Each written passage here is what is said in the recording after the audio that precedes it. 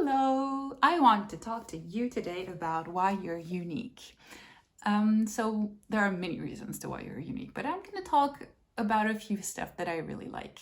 So based on stuff that I've read, my experiences, studies, and all of that, I came to a few conclusions that I find really, really positive, and I want to share those with you.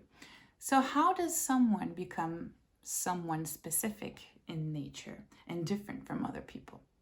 Because in our schools, in our systems, sometimes you can think that you should be able to become anything, because if there are jobs in a given market, maybe I should become that person who can master that expertise or something. But you can't become everything.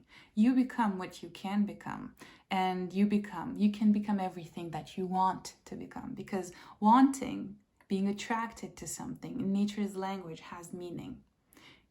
We'll talk about what that means in another video, but it's based on compatibility. It's based on what's in your seed, what's outside and around you, and if these things are compatible and can create nice stuff together.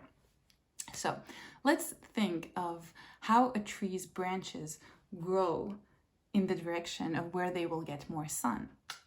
Yeah, we can understand a lot, I think, just by looking at something in nature. We can understand how life works by looking at a fruit, a tree. And so these branches are showing and reminding us that nature is always trying to take the shape that serves best its potential. So if the tree needs sun, then the branches grow trying to get it for it. So we have some potentials. Nature has put this intelligent program within us, which helps us try to get what we can to give and receive and live in this balanced ecosystem. And so we're always going to try to do our best, but of course the environment also has an impact. We need to be in an environment which we're compatible with so that we can give and receive and keep being a part of this system. In nature, animals or fruits or anything, trees, they have to be giving and receiving. There needs to be a balance, because if you're someone giving a lot, too much, only giving or only receiving, you're not going to last long in evolution's scale.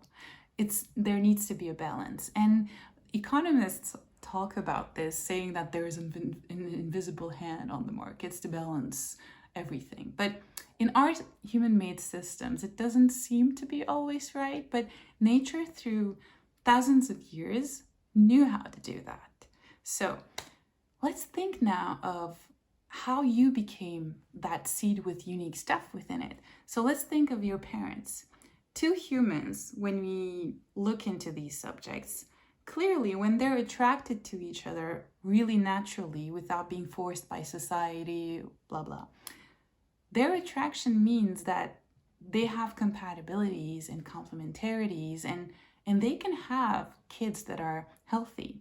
So when they come together and make love to make a baby, that baby, if everything is optimal, the intelligence in the biology in our parents' bodies are going to make math and think, okay, in the giving time, climate, where we are, when we are, what would this kid need to be strong? So based on biological memory and what the parents have within them, because the parents don't have everything, they don't have all colors of eyes, all kinds of bodies, they have what they have.